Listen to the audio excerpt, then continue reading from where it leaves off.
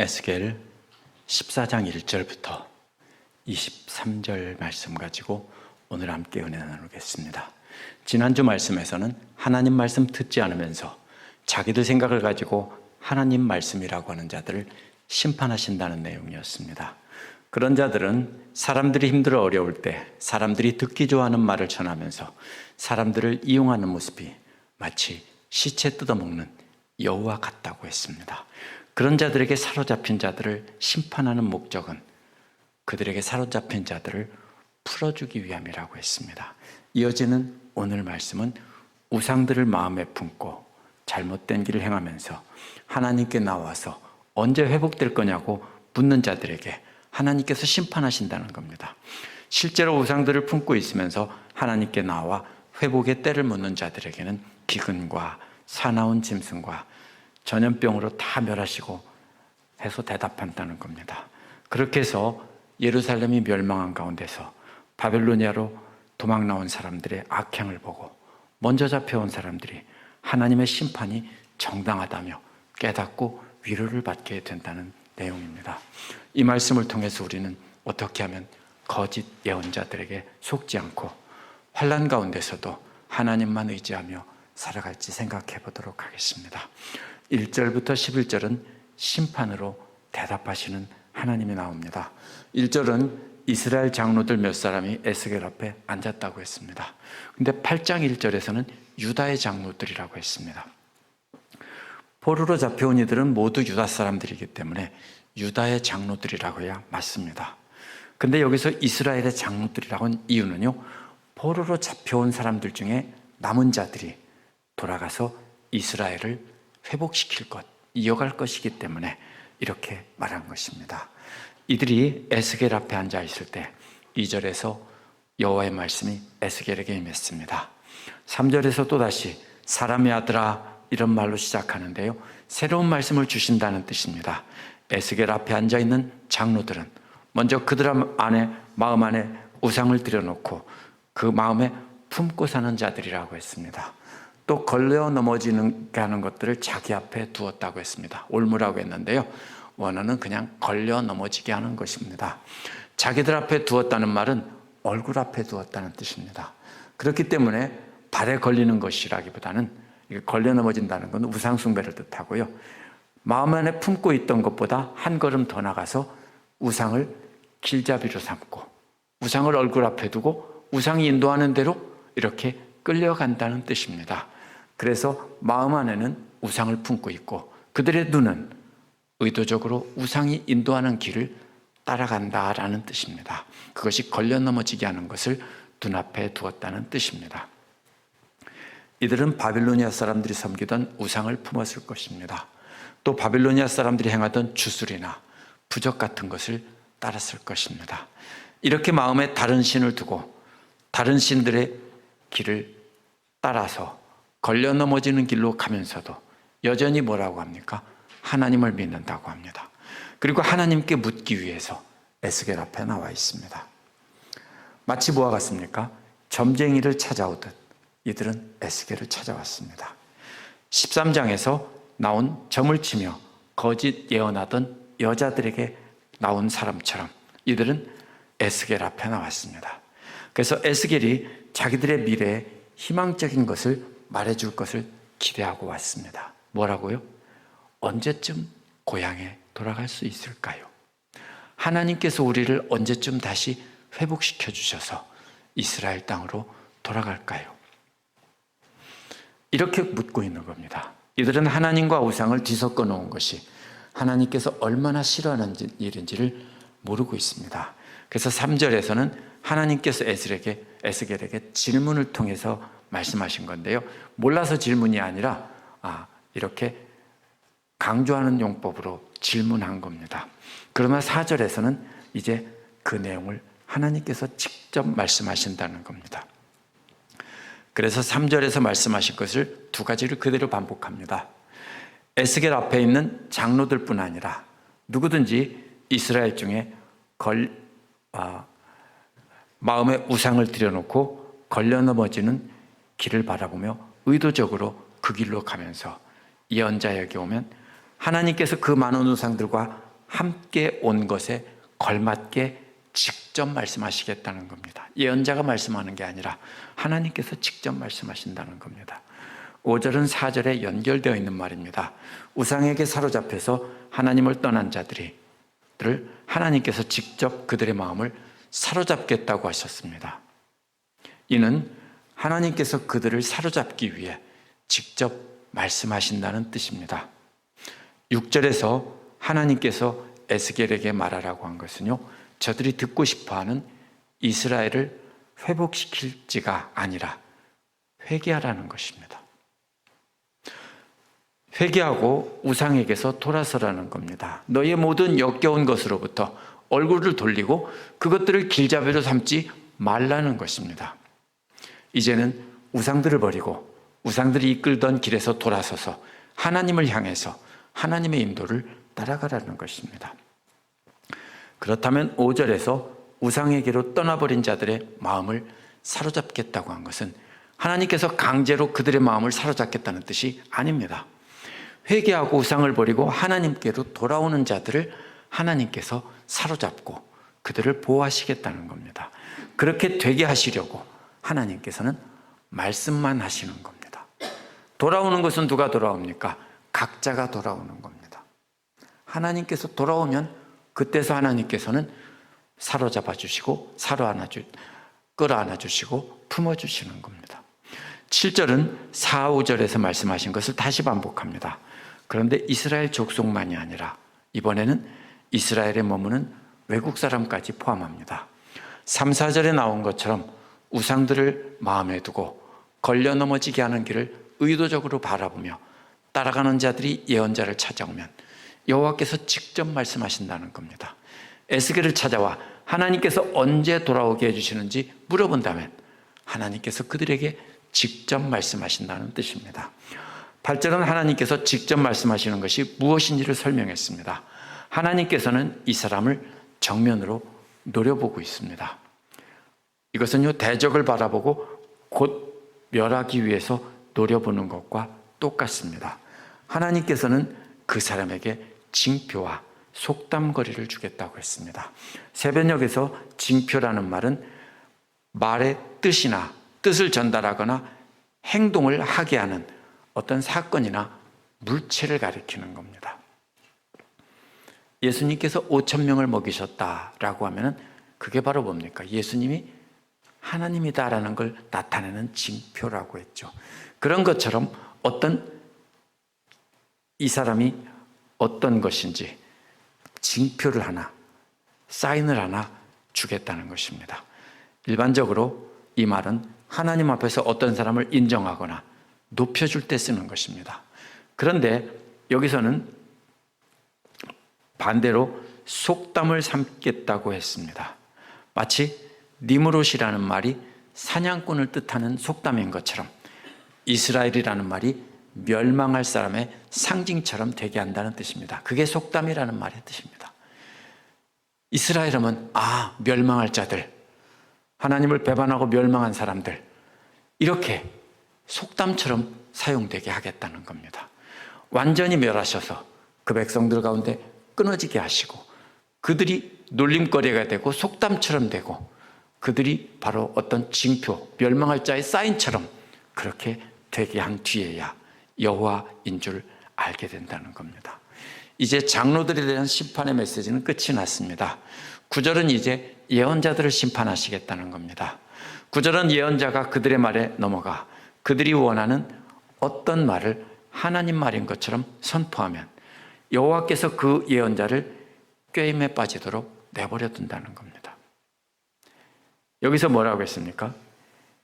예언자들이 사람들의 말에 넘어간다고 했습니다. 그렇죠? 사람들이 뭐라고 합니까?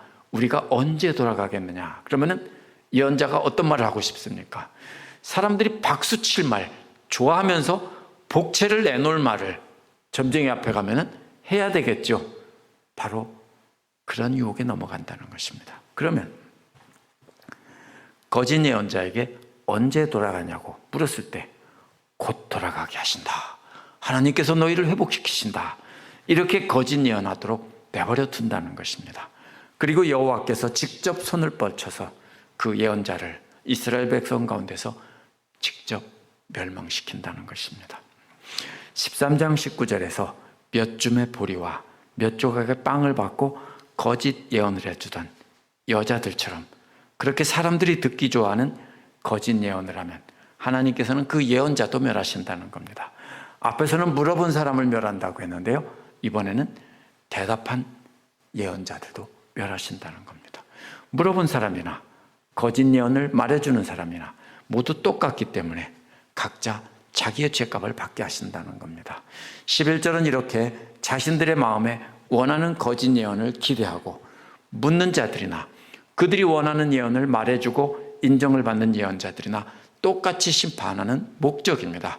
그 목적은 이스라엘 족속이 다시는 하나님을 떠나 방황하지 않고 또한 다시는 그들의 죄로 스스로 더럽히지 않게 하려는 것이다 라는 겁니다. 그래서 하나님의 백성이 되고 하나님은 그들의 하나님이 되게 하려는, 회복시키려는 것입니다. 두 번째로 12절에서 20절에는 기근과 짐승과 전쟁과 전염병으로 멸하시는 하나님이 나옵니다. 12절은 여호와의 말씀이 또 에스겔에게 임했다고 했는데 하나님께서 새로운 말씀을 또 에스겔에게 주셨다는 것입니다. 13절도 역시 사람의 아들아 라고 시작하며 새로운 말씀을 좀 주십니다. 에스겔 앞에 나와 있던 사람들은 점쟁이에게 미래를 점치는 것과 같이 나와서 회복의 때를 물었는데, 그러나 이들은 마치 다른 남자들을 가슴에 품고 있으면서 남편 앞에 와서 애교를 부르면서 묻는 여자와 똑같다는 의미로 설명하고 있습니다. 이런 자들을 심판하기 위해 하나님은 네 종류의 심판을 준비하셨다는 겁니다. 5장 17절에서 나온 5가지 심판과 똑같습니다. 마지막 2가지만 합쳐놓았을 뿐입니다. 2가지만 합쳐놓은 겁니다. 여기서 4가지 심판을 말씀하신 뒤에 후렴처럼 계속 반복되는 말이 있습니다. 노아, 다니엘, 욥이 있다고 해도 그들만 구원받을 것이다 라는 것입니다.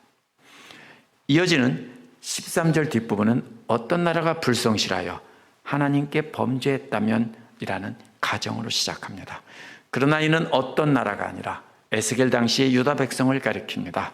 또 앞으로 하나님을 믿는 어떤 백성들이라도 다 똑같이 적용된다는 뜻으로 만약 어떤 나라가 하나님께 범죄했다면 이런 뜻입니다. 개역개정에서는 불법을 행하여라고 했고 세번역은 불성실하게 하여 라고 번역한 말은요, 민수기 5장 12절에 나온 것처럼 남편이 있는 여자가 다른 남자와 불륜 관계에 있는 것을 뜻하는 말입니다. 이 말은 구약 성경에서 여러 곳에서 우상 숭배를 하며 하나님 앞에 나와 예배를 하는 척하는 가증한 이스라엘 백성을 가리킬 때 비유로 쓴 말입니다. 하나님 한 분만 사랑해야 되는데 그 마음에 다른 것을 품고 있으면서 간음하는 여인과 똑같다는 것입니다.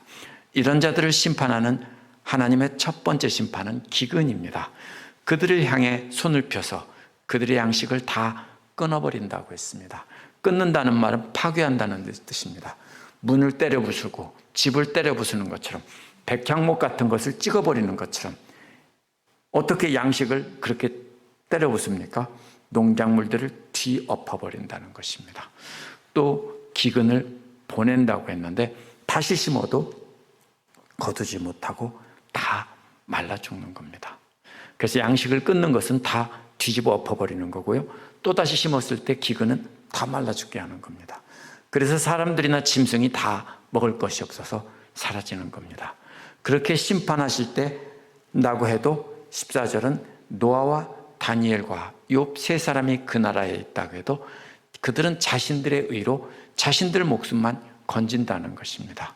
3사람이 어떤 사람입니까? 시대별로 되어 있습니다. 노아는 태고 시대, 역사가 있기 전의 시대의 의인을 대표하는 인물입니다. 욥은 족장 시대를 대표하는 인물입니다.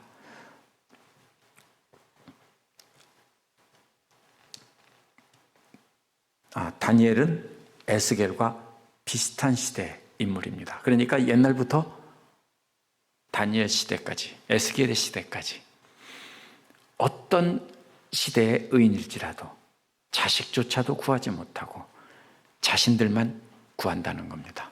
그런데 실제로는 그런 의인이 없기 때문에 다 망한다는 뜻입니다. 설사 그런 의인이 있다고 하더라도 그 사람들은 자기 목숨밖에 못 건진다는 것입니다. 두 번째 심판은 15절에 나온 사나운 짐승입니다. 앞에서는 양식이 끊어져서 자연스럽게 굶어 죽는 심판이라면 이번에는 사나운 짐승이 돌아다니며 아이고 어른이고 사정없이 잡아먹습니다. 근데 대부분 누가 잡혀먹을까요? 보면 어린아이들이 잡혀먹겠죠. 어른들은 그래도 짐승들을 피하거나 싸울 수 있지만 어린아이들은 힘이 없기 때문에 잡혀먹습니다. 그렇게 심판하게 된다고 해도 16절에서 또다시 노아와 다니엘과 욥 세 사람이 있어도 그들은 아들이나 딸도 건져내지 못하고 겨우 자기들의 목숨만 구출한다는 것입니다.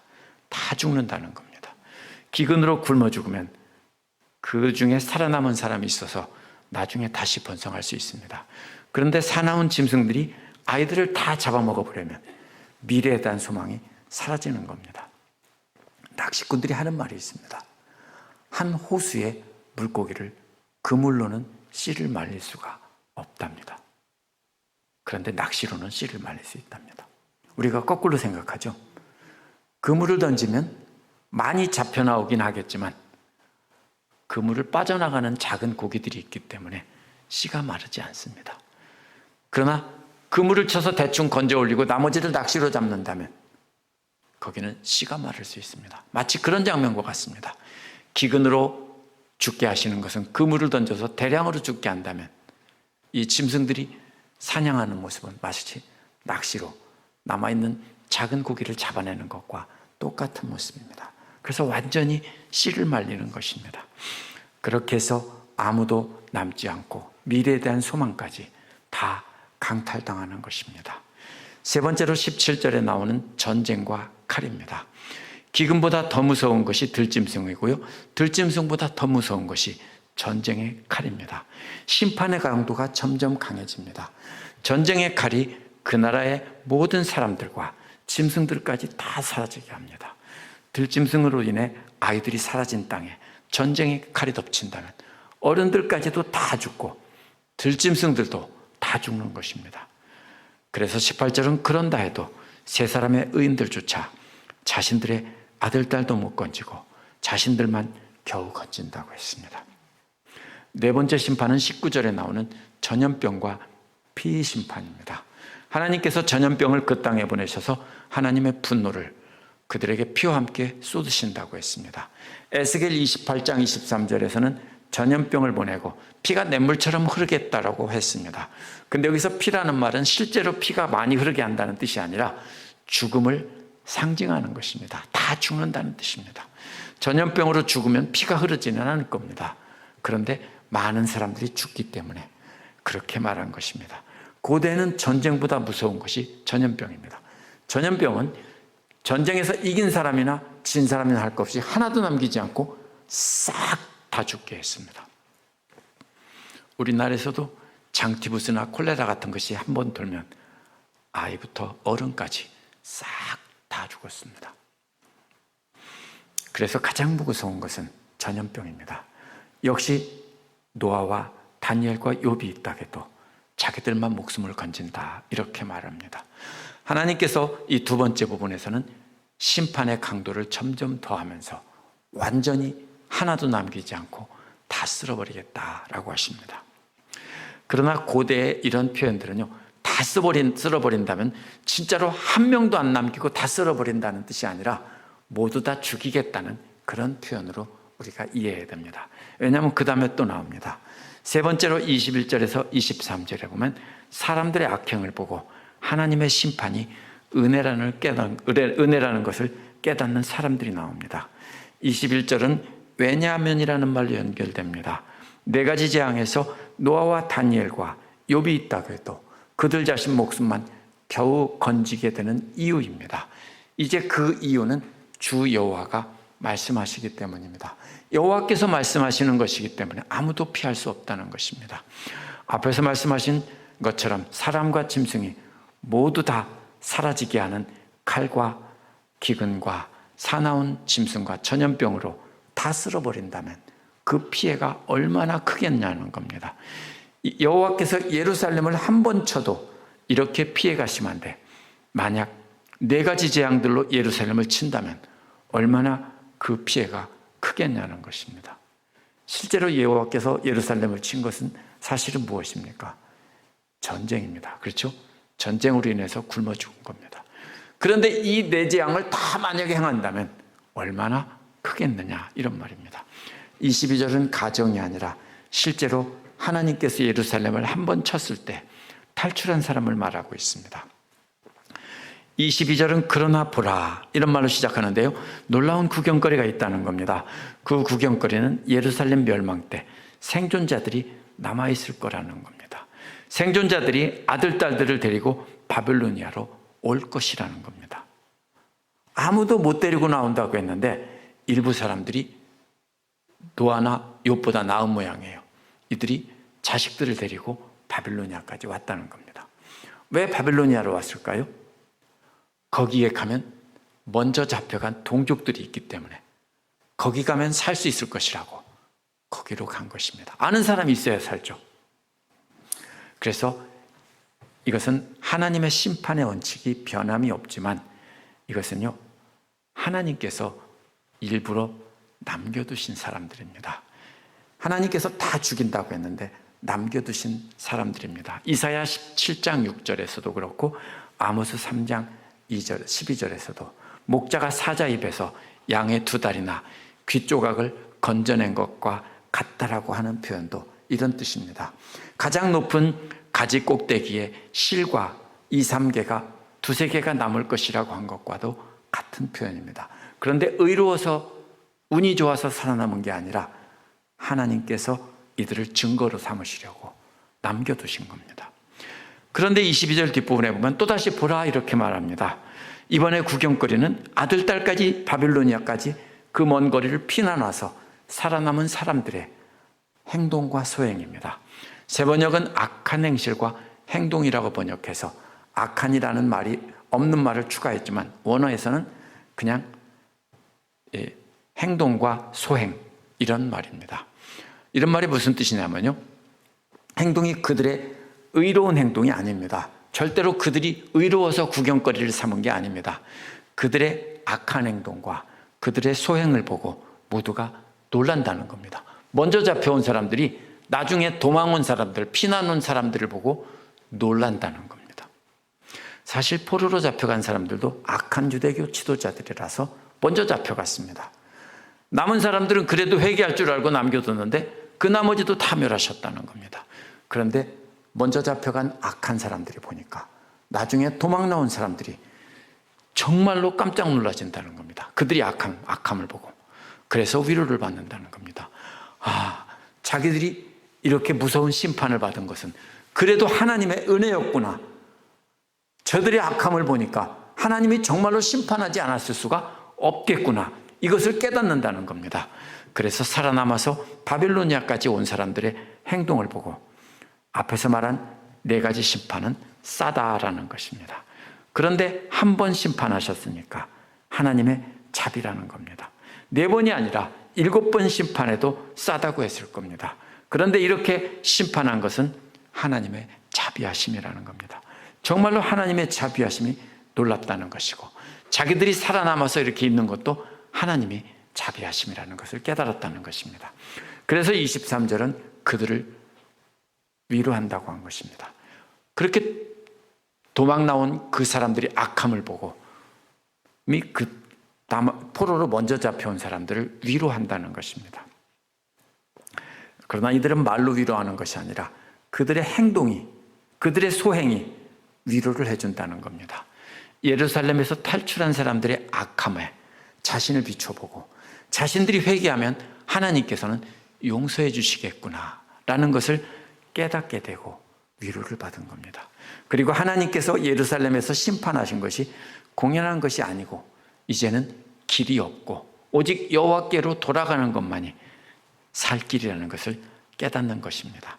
그래서 이 모든 것도 여호와의 말씀이라며 이 부분을 끝맺습니다.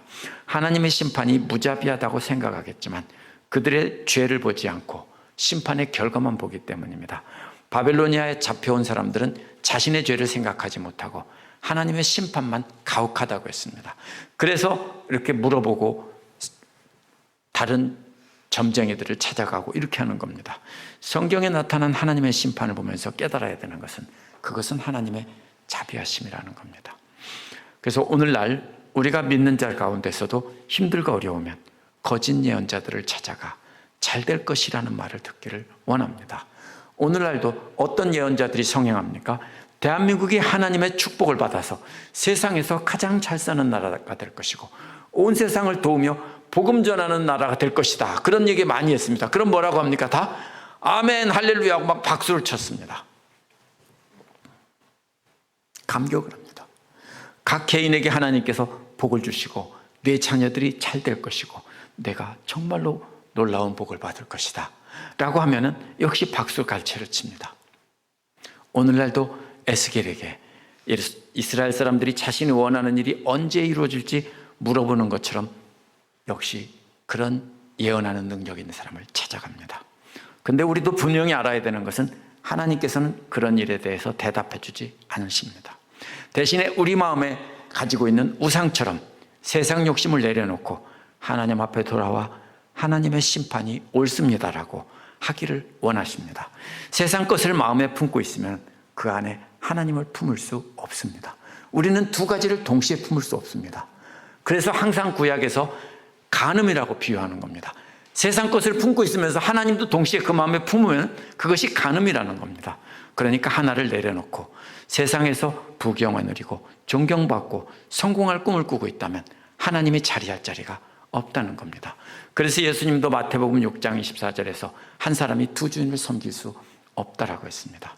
만약 앞으로 자기에게 어떤 일이 이루어질지, 지금 근심거리가 어떻게 해결될지 궁금하다면 하나님의 사람들을 찾아가지 말고 점장이를 찾아가시기 바랍니다. 오늘 그런 사람들은 거짓 예언을 준 사람이나 물어본 사람이나 다 멸한다고 했기 때문입니다. 그럼에도 불구하고 아직 우리를 남겨두셨다면 그것이 하나님의 은혜이고요. 참아주시며 회개하기를 기다리시는 겁니다. 우리가 이 말씀 보면서 우리가 고난 중에 죄를 깨닫지 못하고 우리가 있는데도 멸하지 않으시는 것은 하나님의 은혜입니다. 그러므로 우리가 원하는 것이 언제 성취되고 우리의 고난이 언제 해결될지 궁금해하기보다는 환난과 고통 중에서 하나님의 인도하심이 어디에 있고 하나님의 뜻이 무엇인지를 찾고 전적으로 하나님께 맡기는 기도를 해야 합니다. 기도하겠습니다.